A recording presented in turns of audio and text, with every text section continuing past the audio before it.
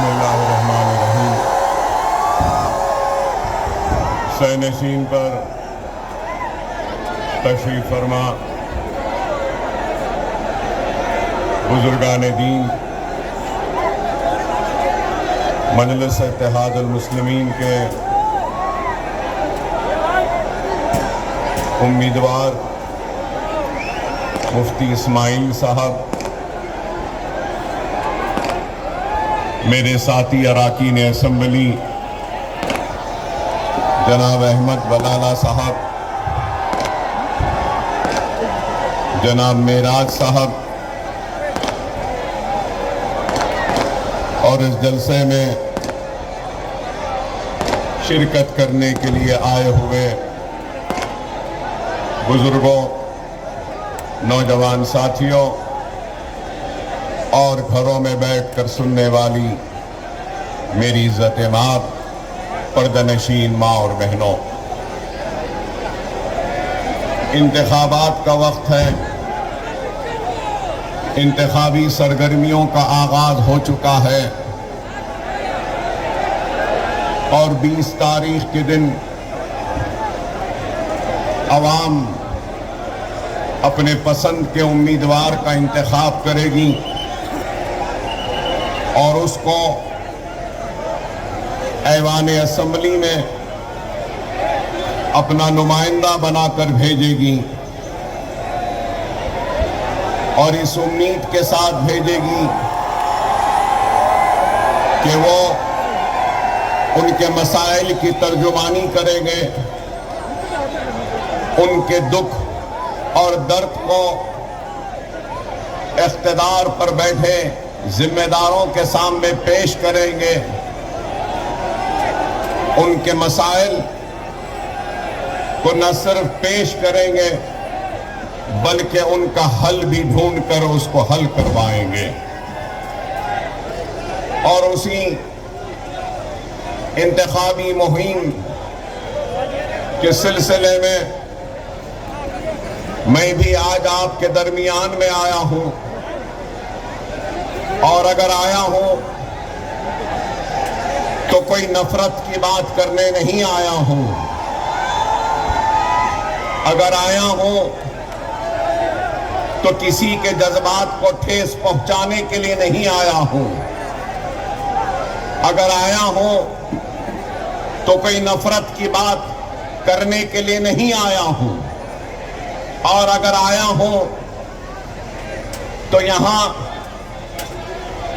मजहबी मुनाफरत को फैलाने के लिए नहीं आया हूं। मैं आज आपके दरमियान में अपने दुख को लेकर आया हूं, अपने दर्द को लेकर आया हूं, अपने कर्ब को लेकर आया हूं, अपने साथ और मेरे भाइयों के साथ होने वाली नाइंसाफी को लेकर आया हूं, और हिंदुस्तान की सबसे बड़ी अक़लियत मुसलमान के साथ हक़ तलफी जो हो रही है, उस हक़ तलफी वो नाइंसाफी को बयान करने के लिए आपके दरमियान में आया हूं।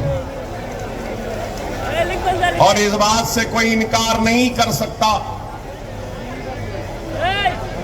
कि अगर किसी मुल्क की तरक्की हो या किसी रियासत की तरक्की हो या किसी शहर की तरक्की हो, तो तरक्की उस वक्त तक मुकम्मल नहीं हो सकती जब तक के उसके तरक्की और उसकी खुशहाली का हिस्सा हर शहरी को न मिले।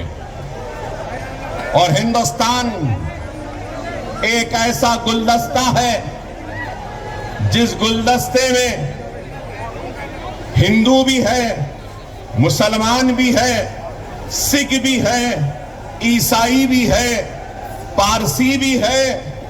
इस गुलदस्ते में अल्लाह को मानने वाले भी हैं, भगवान को मानने वाले भी हैं, गॉड को भी मानने वाले हैं। तो इस गुलदस्ते में ऐसे भी लोग हैं जो अल्लाह, भगवान या गॉड को नहीं मानते। ये मुल्क सबका है, ये मुल्क صرف میرا نہیں ہے، یہ ملک صرف نریندر مودی کا نہیں ہے، یہ ملک صرف راہل گاندھی کا نہیں ہے، یہ ملک سب کا برابر کا ہے، اور اس ملک میں رہنے والا اس شہر اور اس ملک پر اپنا حق اتنا ہی رکھتا ہے جو دوسروں کا ہے۔ لیکن افسوس کے ساتھ مجھے یہ کہنا پڑتا ہے کہ آج ہم مسلمانوں کو اس ملک کا شہری کم بلکہ اس ملک کے کرایہ دار کی طرح دیکھا جا رہا ہے، ہم کو دوسرے درجے کی شہری کی طرح دیکھا جا رہا ہے۔ میں دوسرے درجے کا شہری نہیں ہوں، میں پہلے درجے کا شہری ہوں۔ میں آج آپ کے سامنے اگر آیا ہوں تو جواب طلب کرنے آیا ہوں ان لوگوں سے جنہوں نے کبھی نعرہ دیا تھا سب کا ساتھ، سب کا وشواس۔ تو میں پوچھنا چاہتا ہوں کہ مجھے تم نے اپنے ساتھ سے محروم کیوں رکھا؟ مجھے اپنے وشواس سے محروم کیوں رکھا؟ تم نے مجھے وکاس سے محروم کیوں رکھا؟ کیا میں اس ملک کا شہری نہیں؟ آج اگر ہم آتے ہیں عوام کے درمیان میں تو ہم ایسے سوالات کرتے ہیں تو ہمارے یہ سوالات برے دکھتے ہیں۔ ہندوستان کا غریب شہری، چاہے وہ ہندو ہو، مسلمان ہو، سکھ ہو، عیسائی ہو یا کسی بھی مذہب سے تعلق رکھنے والا ہو، وہ کیا چاہتا ہے؟ اطمینان کی سانس، اطمینان کی نیند، 3 وقت کی روٹی نہیں تو 2 وقت کی روٹی، اپنے بچوں کو پڑھانے کے لیے اسکول، کھیلنے کے لیے میدان، اور پھر آگے پڑھنے کے لیے کالجز، اور تعلیم کے بعد اس ڈگریوں کے ذریعے نوکری چاہتا ہے، خوشحالی چاہتا ہے، ترقی چاہتا ہے۔ وہی میں بھی چاہتا ہوں۔ میں بھی چاہتا ہوں کہ میرے گھر محفوظ رہے، میں بھی چاہتا ہوں کہ میرے بچوں کو پڑھنے کے لیے اسکول ملے، میں بھی چاہتا ہوں کہ میرے بچوں کو پڑھنے کے لیے کالجز ملے، میں بھی چاہتا ہوں کہ میرے بچوں کو کھیلنے کودنے کے لیے گراؤنڈز ملے، میں بھی چاہتا ہوں کہ اگر میرے گھر میں میرے بزرگ بیمار ہو تو ان کے علاج کے لیے دواخانے ہوں، میں بھی وہی چاہتا ہوں کہ جب ڈگریاں حاصل کر لوں تو مجھے نوکریاں دی جائیں۔ کیا یہ چاہنا کوئی گناہ ہے؟ کیا یہ مطالبہ کرنا کیا غلط ہے؟ لیکن آج جب ہم ان مطالبات کو رکھتے ہیں تو ہم کو اس ملک کا دشمن کہا جاتا ہے، یا پھر ہم سے کہا جاتا ہے کہ یہ بھڑکاؤ بھاشن دے رہے ہیں۔ مجھے آتا ہی آپ بتائیے، کیا اس میں کوئی بھڑکاؤ بات ہے؟ 2 وقت کی روٹی مانگنا کیا بھڑکانا ہے؟ کیا پڑھنے کے لیے اسکول کا مطالبہ کرنا کیا بھڑکاؤ ہے؟ کیا کھیل کود کے لیے میدانوں کا مطالبہ کرنا کیا بھڑکاؤ ہے؟ کیا بیماری کے وقت علاج کے لیے دواخانوں کا مطالبہ کرنا کیا بھڑکاؤ ہے؟ میں آرام سے اپنے گھر میں رہنا چاہتا ہوں، اپنے بچوں کو پڑھانا چاہتا ہوں، اور اپنے مساجد میں عبادت کرنا چاہتا ہوں۔ اس ملک کے دستور نے ہر ایک کو اختیار دیا کہ وہ اپنے مذہب پہ قائم رہ سکتا ہے۔ ہندو کو اختیار ہے کہ وہ اپنے مذہب پہ قائم رہے، اپنے بھگوان کی پوجا کرے، منادر کے گھنٹے بجائے۔ تو مسلمان کو بھی اس ملک نے اجازت دی ہے کہ کہ وہ اپنے مساجد سے اذان کی آواز دے اور نماز پڑھے، تو اس ملک نے عیسائیوں کو بھی اجازت دی ہے کہ وہ گرجا گھر میں اپنی عبادت کر سکیں، پارسیوں کو بھی عبادت دی کرنے کا حق و اختیار ہے۔ لیکن آج یہ ملک کہاں جا رہا ہے؟ اس ملک کا سب سے بڑا مسئلہ کیا ہے آج؟ صرف مسلمان کا نہیں ہے۔ مسلمان اگر بولتا ہے تو سمجھتے ہیں کہ مسلمان کی بات کر رہا ہے۔ نہیں، میں مسلمان کی بات نہیں کر رہا ہوں، میں اس ملک کی بات کر رہا ہوں۔ اس ملک میں رہنے والے ہندو، مسلم، سکھ، عیسائی کی بات کر رہا ہوں۔ میں ہندوستانی کی بات کر رہا ہوں، میں بھارتی کی بات کر رہا ہوں، میں انڈینز کی بات کر رہا ہوں کہ سب سے بڑا مسئلہ ہے تو بے روزگاری کا ہے، دوسرا مسئلہ ہے تو مہنگائی کا ہے، تیسرا مسئلہ ہے تو اس کا ہے کہ پیٹرول ڈیزل کی قیمتیں بڑھ رہی ہیں، چوتھا مسئلہ ہے کہ ہندوستان کی بگڑتی ہوئی معیشت کا ہے، روپیے کی گرتی ہوئی قدر کا ہے، ڈالر بڑھ رہا ہے۔ لیکن آج آپ بتائیے، نہ روزی کی فکر ہے، نہ روٹی کی فکر ہے، نہ ہی مہنگائی کو کم کرنے کی فکر ہے، نہ کسانوں کو خودکشی سے روکنے کی فکر ہے، نہ ہی بیماروں کے علاج کے لیے دواخانوں کو بنانے کی فکر ہے۔ اگر صرف فکر ہے تو یہی ہے کہ ملک میں ایک نفرت کو پیدا کرو، ہندو مسلمان کی دیوار کو کھڑا کر دو، اور صرف بات کی جائے تو صرف مسلمان ایسا، مسلمان ویسا، مسلمان اتنے شادی کرتا، مسلمان ایسا کرتا۔ نہیں میرے بھائی، اس ملک کا مسئلہ مسلمان نہیں ہے، اس ملک کا مسئلہ بے روزگاری ہے، اس ملک کا مسئلہ غربت ہے، اس ملک کا مسئلہ پانی ہے، اس ملک کا مسئلہ اناج ہے۔ لیکن آج صرف باتیں اگر ہوتی ہیں تو کیا؟ آپ بتائیے، میں پوچھنا چاہتا ہوں، جن لوگوں نے کہا تھا کہ 15 لاکھ لائیں گے، کیا لائے؟ بلیک منی کا خاتمہ کریں گے، کیا ہوا؟ کیا کرپشن کا خاتمہ ہوا؟ کیا مہنگائی کم ہوئی؟ کیا روزی ملی یا روٹی ملی؟ لیکن ان سارے مسائل سے توجہ کو ہٹا دیا، اور کیا؟ بس مسلمان مسلمان۔ ارے یہ مسلمان، میں مسلمان ہوں، ہاں ہوں، مجھے ناز ہے، مجھے ناز ہے مسلمان ہونے پر،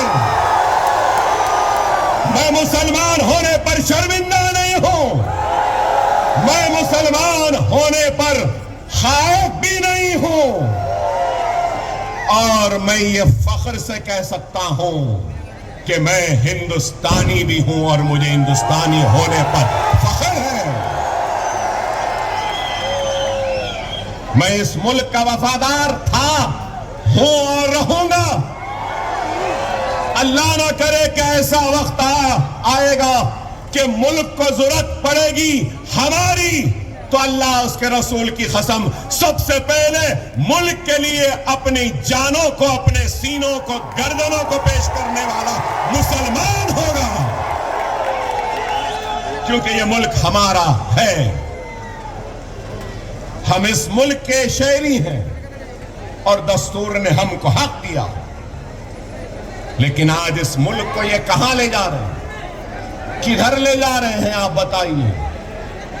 پارلیمنٹ میں قانون آتے ہیں تو کون سا قانون؟ طلاق ثلاثہ۔ قانون آتا ہے تو CAA NRC۔ اب دیکھیے قانون آیا تو وقف امینڈمنٹ۔ ارے آپ بتاؤ میرے بھائی، کیا ہندوستان کا مسئلہ مسلمان ہے؟ نہیں ہے، لیکن پھر بھی آج یہ لوگ صرف حقیقی مسائل پر سے توجہ ہٹانے کے لیے، اپنی ناکامی کو چھپانے کے لیے سہارا لے رہے ہیں، تو صرف اور صرف مذہب کا اور مسلمانوں کو خائف کر کر، ڈرا کر، ہندو بھائیوں کے دلوں میں مسلمانوں کے لیے نفرت کو پیدا کرنا۔ ہم کو اس سازش کو سمجھنا ہوگا، اپنے جذباتوں کو قابو میں رکھنا ہوگا۔ اگر ہم جذبات میں آ جائیں گے تو یاد رکھو ہم دشمن کے جال میں پھنس جائیں گے۔ ہم کو چاہیے کہ ہم ان سازشوں کو سمجھیں اور ان سازشوں کا جواب دیں۔ ہم ان سازشوں کا جواب کیسے دے سکتے ہیں؟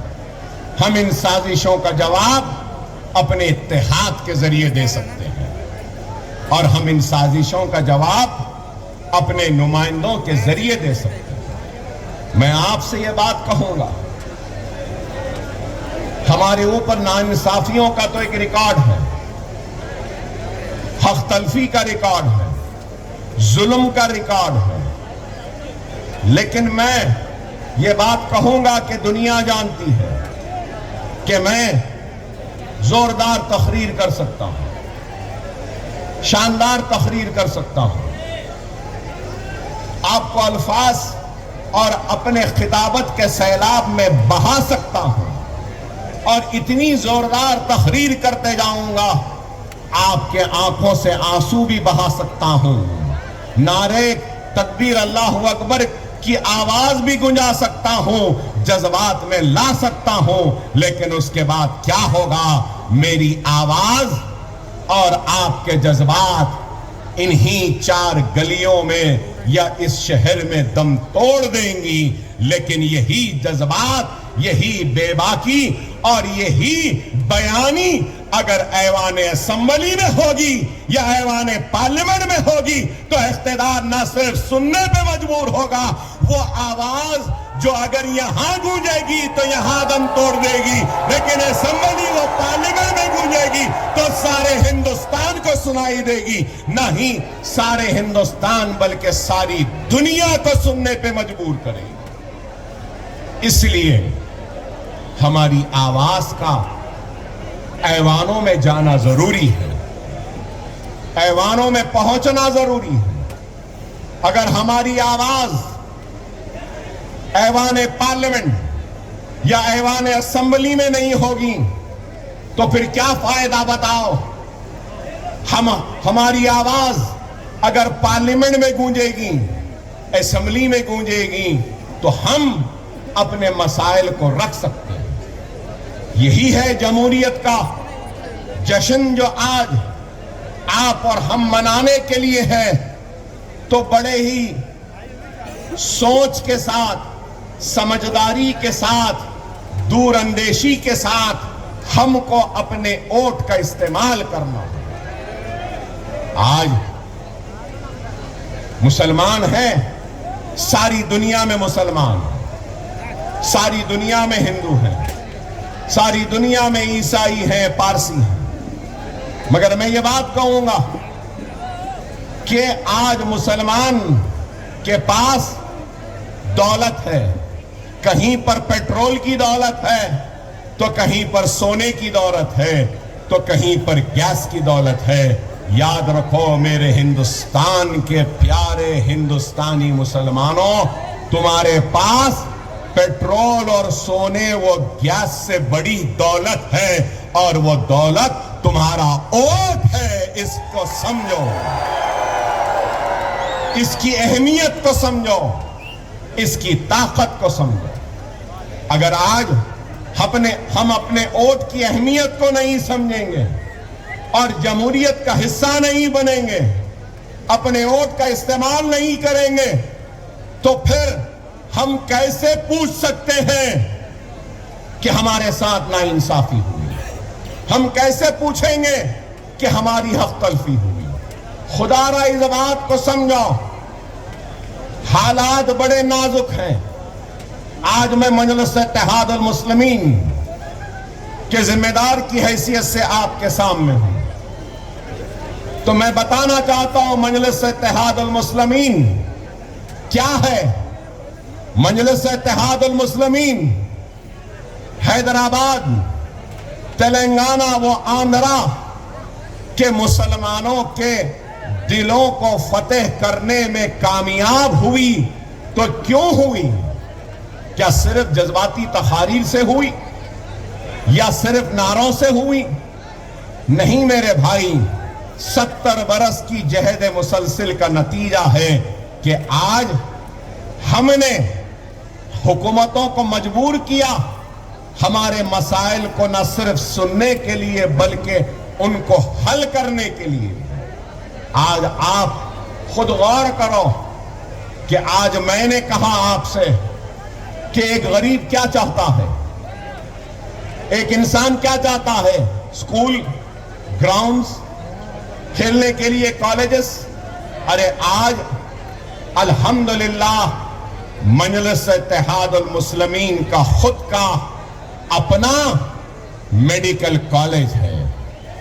مجلس کا خود کا اپنا انجینئرنگ کالج ہے. مجلس کا خود کا اپنا MBA کالج ہے. مجلس کا خود کا اپنا MCA کالج ہے. مجلس کا خود کا اپنا فارمیسی کالج ہے. مجلس کا خود کا اپنا آرکیٹیکچرل کالج ہے. مجلس کا خود کا اپنا نرسنگ کالج ہے. مجلس کا خود کا اپنا 2000 بستر کا دواخانہ ہے. مجلس کا خود کا اپنا 1500 بستر کا دواخانہ ہے. مجلس کا خود کے اپنے سکولز ہیں. مجلس کے خود کے اپنے بینکس ہیں. آپ بتاؤ یہ کام کیسے ہوا؟ کیسے ہوا بتاؤ؟ آپ بولیں گے کہ مجلس صرف جذباتی باتیں کرتی ہے. نہیں، ہم نے کام کیا. اور میں کہنا چاہتا ہوں کہ ہندوستان کا ون آف دا بیسٹ نہیں تو کم از کم اچھے کیمپسز میں اگر کوئی ہے تو وہ ہمارا مجلس کا Deccan college of medical sciences کا کیمپس ہے. کہ اتنا ہے. اور آپ کو یہ بھی بتاتا چلوں کہ ہمارے دواخانوں میں جنرل وارڈ فری ہے. ہمارے دواخانوں میں نارمل ڈیلیوری فری ہے. ہمارے دواخانوں میں LACS مطلب کہ اگر آپریشن سے بچہ ہوتا ہے تو صرف 6000 روپیے میں ہوتا ہے. ہمارے پاس ڈائلسس 500 روپیے میں ہوتا ہے. ہمارے پاس CT اسکین 500 روپیے میں ہوتا ہے. اور میں اپنی ذات سے لوگ حیرت کریں گے کہ ہندوستان میں کوئی لیڈر نہیں ہوگا. میں خود 10 اسکول چلاتا ہوں جہاں پر 25,000 بچوں کو مفت تعلیم دی جاتی ہے. نہ صرف یہ، میرے اسکولز میں 10th کی فری کوچنگ، PUC انٹرمیڈیٹ کی فری کوچنگ، نیٹ کی فری کوچنگ، ناٹا کی فری کوچنگ، لا سیٹ کی فری کوچنگ، انجینئرنگ کی فری کوچنگ. آپ کو سن کے حیرت ہوگی کہ 40,000 بچوں کو مفت تعلیم کا انتظام آج حیدرآباد میں اکبر الدین اویسی کروا رہا ہے. نہ صرف یہ، اب تک شہر حیدرآباد کے 2.5 لاکھ خواتین کو ہم نے ووکیشنل کی ٹریننگ دی. اگربتی بنانا، موم بتی بنانا، ٹوکرے بنانا، اسپوکن انگلش، کمپیوٹر کے classes, mehndi designing, beauty classes, fashion technology. ارے آپ بتاؤ 2.5 لاکھ. نہ صرف یہ بلکہ وہ نوجوان جو معاشی پریشانی کی وجہ سے اپنے تعلیم کو ترک کرتا ہے، اس کو ہم اوپن سکول کے ذریعے 10th لکھاتے ہیں، اوپن سکول کے ذریعے 12th لکھاتے ہیں، اور اوپن یونیورسٹی کے ذریعے ہم اس کو گریجویٹ بھی بناتے ہیں اور اس کا ماسٹرز میں لے کر جاتے ہیں. کیا یہ کام نہیں؟ ارے یہ کام ہے. آپ بولیں گے کہ اکبر صاحب آپ نے تو یہ کام کیا اور پھر ریاست میں کیسا کام؟ آج میں مجلس اتحاد المسلمین کا فلور لیڈر ہوں. آپ کی توجہ چاہتا ہوں یہاں بیٹھے لوگوں سے. میں جب پہلی مرتبہ مجلس کا فلور لیڈر بنا، کب؟ 2004 میں. 2004 میں جب فلور لیڈر بنا تو مائنورٹیز اقلیتوں کا بجٹ جو تھا وہ 26 کروڑ تھا. کتنا؟ 26 کروڑ. اور آج میں جس ریاست سے آیا ہوں وہاں پہ مائنورٹیز کا بجٹ 3000 کروڑ کا ہے. کتنا؟ 3000. آپ بتاؤ کیا یہ کارنامہ نہیں ہے؟ آپ یہاں نوجوان کھڑے ہیں. ہماری ریاست میں کوئی بھی نوجوان ڈاکٹر بننا چاہے، انجینئر بننا چاہے، لائر بننا چاہے، ایم بی اے ماسٹرز کرنا چاہے یا ایم سی اے کرنا چاہے یا جو فارمیسی کرنا چاہے یا آرکیٹیکچر کرنا چاہے، وہ صرف امتحان کو کوالیفائی کر لے اور حکومت اس کی پوری فیس دیتی ہے. کیا آپ کو معلوم 10 سال میں کتنے مسلمان بچوں کو اسکالرشپ ملی؟ کیا آپ جانتے ہیں؟ آپ کو سن کر حیرت ہوگی. تلنگانہ میں مسلمانوں کی آبادی کتنی ہے؟ تلنگانہ میں مسلمانوں کی آبادی 50 لاکھ ہے. کتنی؟ 50 لاکھ. اور مہاراشٹرا میں مسلمانوں کی آبادی کتنی ہے؟ 1 کروڑ 44 لاکھ. 1 کروڑ 44 لاکھ مہاراشٹرا میں ہے. ہمارے پاس 50 لاکھ. آپ کو سن کے حیرت ہوگی 10 سال میں، صرف 10 سال میں 28 لاکھ مسلمان بچوں کی اسکالرشپ حکومت نے ادا کی ہے. 28 لاکھ. غور کرو، 3000 بچے اوورسیز اسکالرشپ کے ذریعے لندن، امریکہ، کینیڈا، نیوزی لینڈ، آسٹریلیا میں جاتے ہیں اور حکومت ان کو 20 لاکھ روپیہ دیتی ہے. کتنا؟ 20 لاکھ روپیہ دیتی ہے. پلین کا ٹکٹ دیتی ہے، ہاسٹل کی فیس دیتی ہے اور سیمسٹر کی فیس دیتی ہے. ماسٹرز کرنے کے لیے گئے ہیں. نہ صرف یہ، مجلس کی نمائندگی پر شادی مبارک ایک اسکیم کا آغاز ہوا.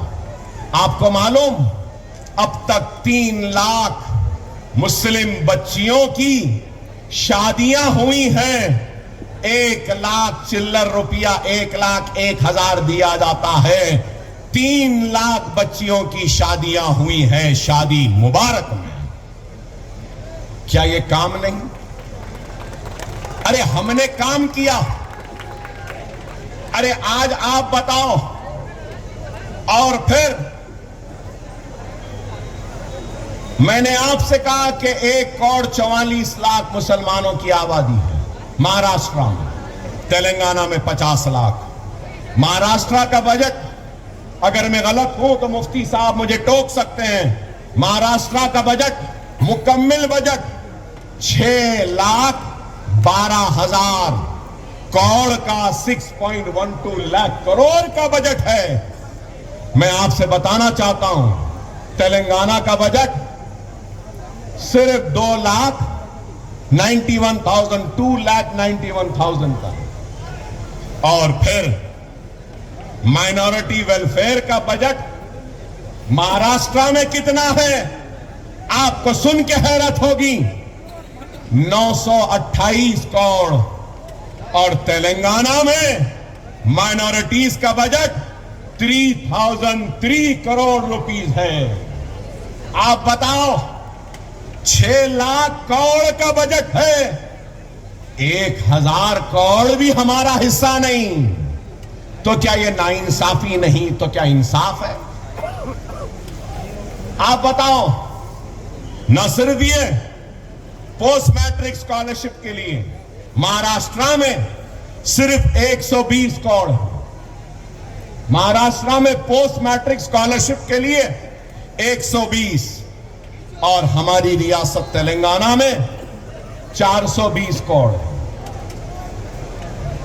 اور وقف بورڈ کو جو گرانٹ دی جاتی ہے مہاراشٹرا میں 10 کروڑ, تلنگانہ میں جو گرانٹ دی جاتی ہے وقف بورڈ کو وہ 120 crore. Minority finance corporation 500 crore, یہاں پہ بینک لنک سبسڈی ہے, بینک لنک ہے, مطلب بینک سے لنک ہے.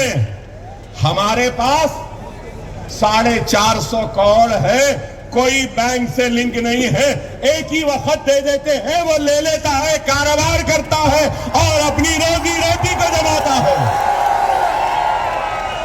یہ کام ہے. ریزیڈینشل سکولز, کیا یہاں پہ ایک بھی مسلم ریزیڈینشل سکول ہے؟ آپ کو سن کے حیرت ہوگی, ایک بھی مہاراشٹرا میں مسلم مائنورٹی ریزیڈینشل سکول نہیں ہے. لیکن میں جہاں سے آیا ہوں وہاں پر 950 Muslim minority residential schools and colleges ہے. کیا یہ کام نہیں؟ آپ بتائیے. اردو اکیڈمی, مفتی صاحب آپ کھول کر دیکھیے, یہاں نوجوان ہیں, یہاں پریس والے بھی ہیں. مہاراشٹرا اردو اکیڈمی, آپ کے پاس انٹرنیٹ ہے تو کھول کر دیکھیے. نام تو اردو اکیڈمی ہے, لیکن اردو اکیڈمی اردو میں نہیں ہے, مراٹھی میں ہے لکھا ہوا. اس کا ویب سائٹ کھولیے, ماہر اردو اکیڈمی. نام تو اردو اکیڈمی کا ہے, لیکن اردو میں ویب سائٹ بھی نہیں ہے, لنک بھی نہیں ہے. اور پھر یہاں اردو اکیڈمی کو کتنے دیتے ہیں؟ 2 کروڑ. ہماری ریاست میں 12 کروڑ. چلیے رمضان میں ہم روزہ رکھتے ہیں نا, ہماری ریاست میں رمضان میں مسلمانوں میں 68 کروڑ روپیہ بانٹا جاتا ہے. ساڑی دی جاتی ہے, کرتا پائجامہ دیا جاتا ہے, اور ان کو عید کے خوشیاں منانے کے لیے قریب 68 کروڑ روپیہ خرچ کیا جاتا ہے. کیا آپ کے پاس ہے؟ چلیے یہ چھوڑ دیجئے, مفتی صاحب ہیں, مذہبی ہیں, یہاں پہ مساجد ہوں گے, ہے نا؟ مساجد تو ہے, مساجدوں میں امام بھی ہے, موذنین بھی ہے. ہمارے پاس 17,000 امام اور موذنین کو ہر مہینہ 5,000 روپیہ دیا جاتا ہے. آپ بتاؤ, کیا یہاں کے ایک امام کو, ایک موذن کو سرکاری خزانے سے 1 روپیہ بھی دیا جا رہا ہے؟ ارے یہ ہمارا کام ہے. اور یہ کام کس نے کروایا؟ یہ کام مجلس اتحاد المسلمین نے کروایا. ارے ہم صرف حکومتوں کا انتظار نہیں کرتے, اپنے بلبوتے سے بھی جو ہوتا ہے وہ کرتے ہیں. یہ کام ہے, اور ہم چاہتے ہیں کہ یہی کام مہاراشٹرا میں ہو. تو مہاراشٹرا میں ہو تو اب یہاں بیٹھے لوگ بولیں گے, اکبر صاحب آپ وہاں پہ کریں نا, یہاں پر بھی کریے. نہیں, میں اگر آج آیا ہوں تو اکبر الدین اویسی اور حیدرآباد کی